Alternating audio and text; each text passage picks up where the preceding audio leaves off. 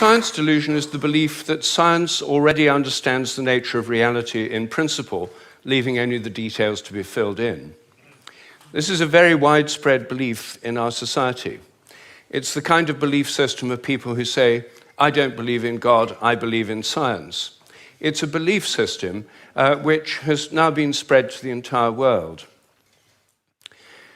But there's a conflict in the heart of science between science as a method of inquiry based on reason, evidence, hypothesis, and collective investigation, and science as a belief system or a worldview.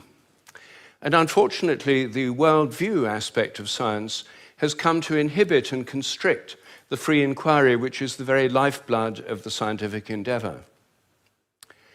Since the late 19th century, science has been conducted under the aspect of a belief system or worldview, which is essentially that of materialism, philosophical materialism. And the sciences are now wholly owned subsidiaries of the materialist worldview. I think that as we break out of it, the sciences will be regenerated. What I do in my book, The Science Delusion, which is called Science Set Free in the United States, is take the 10 dogmas or assumptions of science and turn them into questions, seeing how well they stand up if you look at them scientifically. None of them stand up very well. What I'm going to do is first run through what these 10 dogmas are, and then I'll only have time to discuss one or two of them in a bit more detail. But essentially, the 10 dogmas, which are the default worldview of most educated people all over the world, are first, that nature is mechanical or machine-like. The universe is like a machine, animals and plants are like machines, we're like machines. In fact, we are machines. We're lumbering robots, in Richard Dawkins' vivid phrase, with brains that are genetically programmed computers. Second, matter is unconscious. The whole universe is made up of unconscious matter. There's no consciousness in stars, in galaxies, in planets, in animals, in plants, and there ought not to be any in us either, if this theory is true. So a lot of the philosophy of mind over the last 100 years is trying to prove that we're not really conscious at all. So the matter's unconscious, then the laws of nature are fixed. This is dogma 3. The laws of nature are the same now as they were at the time of the Big Bang, and they'll be the same forever. Not just the laws, but the constants of nature are fixed, which is why they are called constants. Dogma 4, the total amount of matter and energy is always the same. It never changes in total quantity, except at the moment of the Big Bang, when it all sprang into existence from nowhere in a single instant. The 5th dogma is that nature is purposeless. There are no purposes in all nature, and the evolutionary process has no purpose or direction. Dogma 6, biological heredity is material. Everything you inherit is in your genes, or in epigenetic modifications of the genes, or in cytoplasmic inheritance. It's material. Dogma 7, memories are stored inside your brain as material traces. Somehow everything you remember is in your brain in modified nerve endings, phosphorylated proteins. No one knows how it works, but nevertheless, almost everyone in the scientific world believes it must be in the brain. Dogma 8, your mind is inside your head. All your consciousness is the activity of your brain and nothing more. Dogma 9, which follows from dogma 8, psychic phenomena like telepathy are impossible. Your thoughts and intentions cannot have any effect at a distance because your mind's inside your head.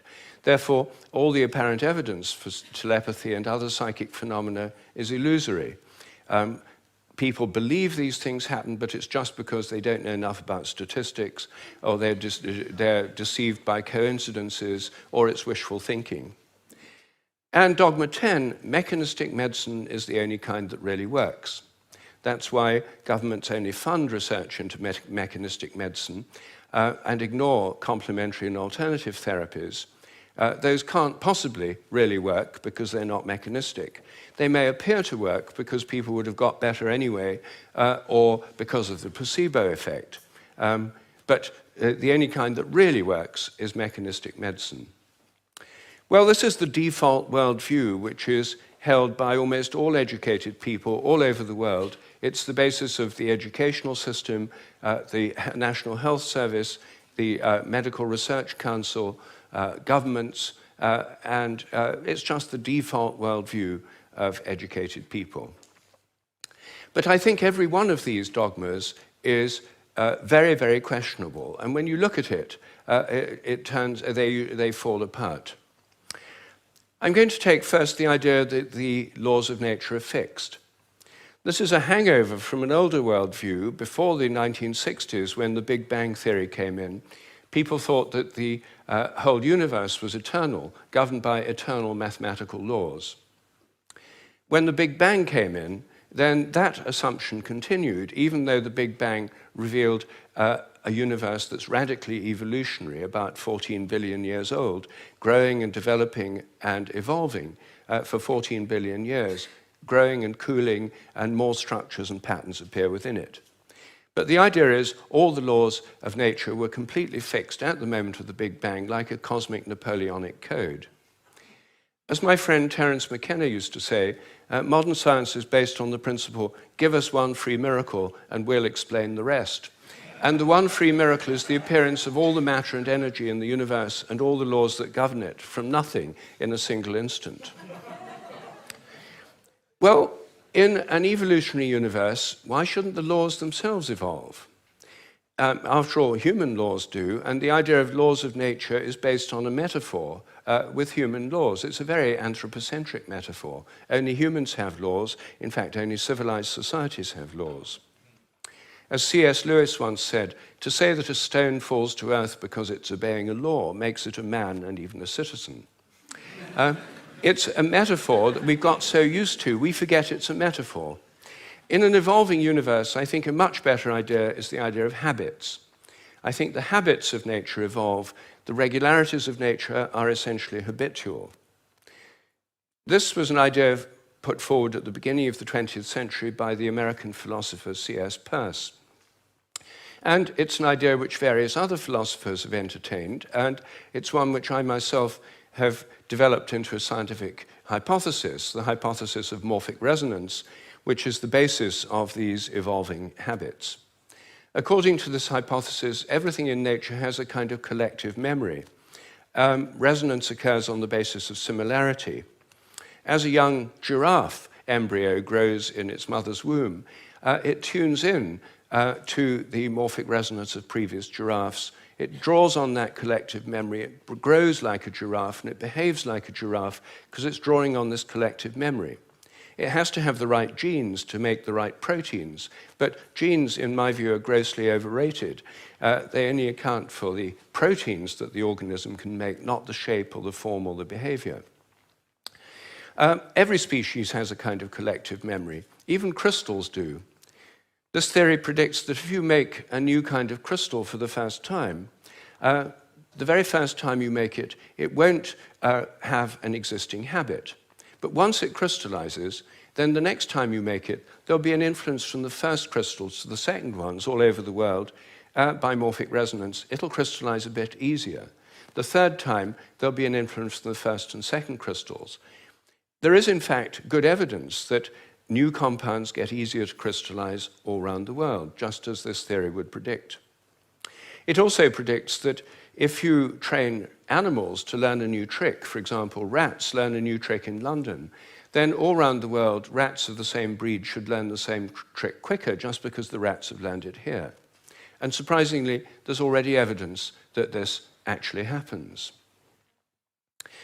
Anyway, that's my own hypothesis in a nutshell of morphic resonance. Everything depends on evolving habits, not on fixed laws.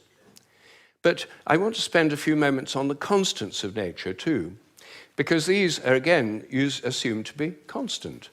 Things like the gravitational constant, the speed of light, are called the fundamental constants. Are they really constant? Well, when I got interested in this question, I tried to find out. they're given in physics handbooks. Handbooks of physics list the existing fundamental constants, tell you their value.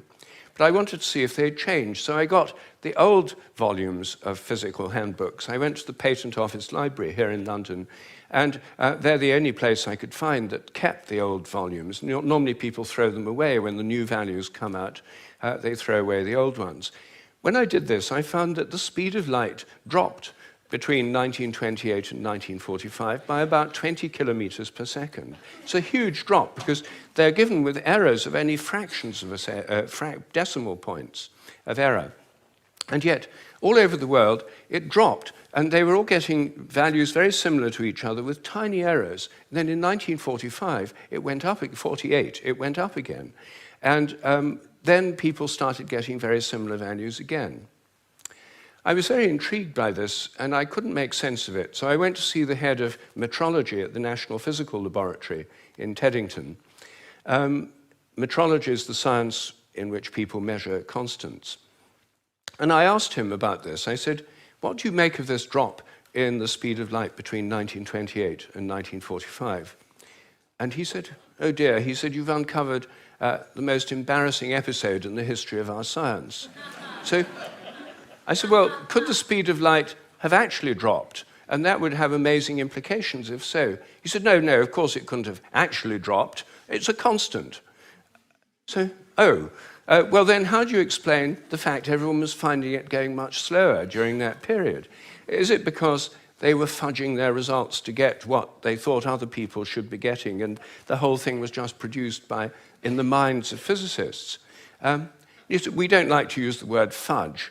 I said, well, what do you prefer? He said, well, we prefer to call it intellectual phase locking.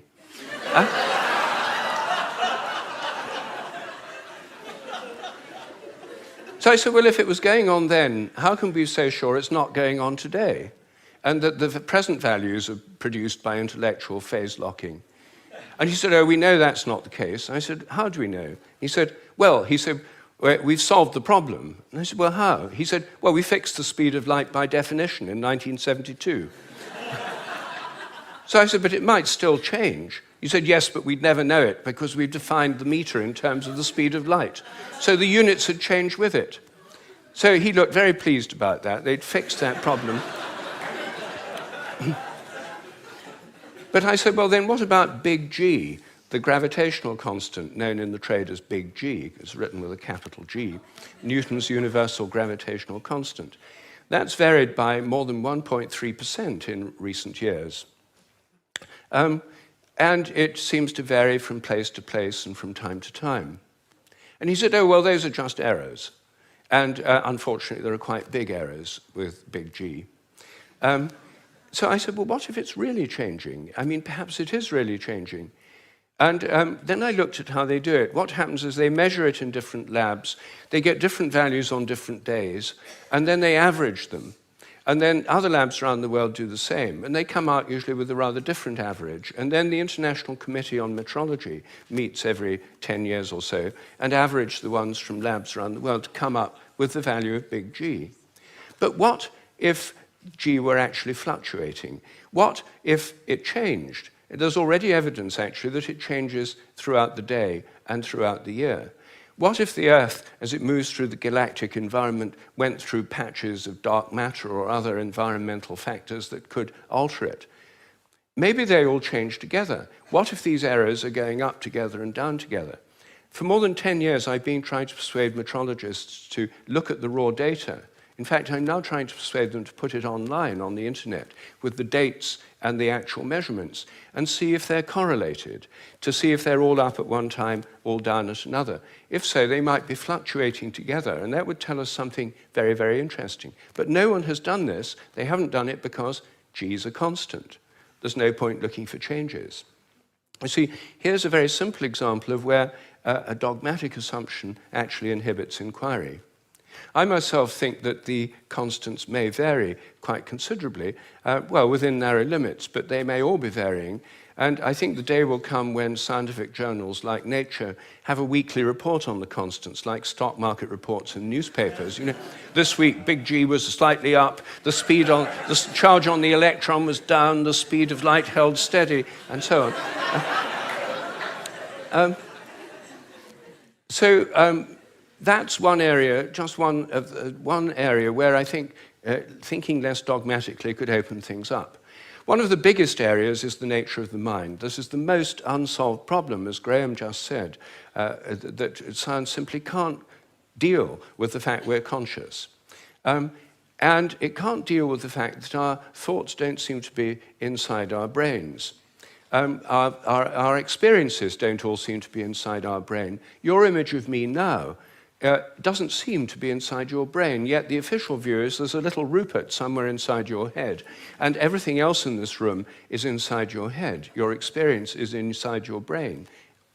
I'm suggesting actually that vision involves an outward projection of images. What you're seeing is in your mind but not inside your head. Our minds are extended beyond our brains in the simplest act of perception. I think that we project out the images we're seeing, and these images touch what we're looking at.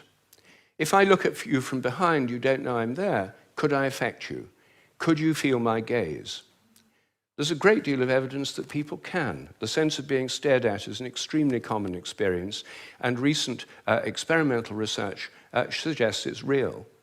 Animals seem to have it too. I think it probably evolved in the context of predator-prey relationships. Prey animals that could feel the gaze of a predator would survive better than those that couldn't. This would lead to a whole new way of thinking about ecological relationships between predators and prey, also about the extent of our minds. If we look at distant stars, I think our minds reach out in a sense to touch those stars and literally extend out over astronomical distances. They're not just inside our heads. Now, it may seem astonishing that this is a topic of debate in the 21st century. We know so little about our own minds that where our images are is a hot topic of debate within consciousness studies right now. I don't have time to deal with any more of these dogmas, but every single one of them is questionable. If one questions it, new forms of research, new possibilities open up. And I think as we question these dogmas that have held back science so long, science will undergo a reflowering, a renaissance. I'm a total believer in the importance of science. I've spent my whole life as a research scientist, my whole career. But I think by moving beyond these dogmas, it can be regenerated. Once again, it can become interesting and, I hope, life-affirming. Thank you.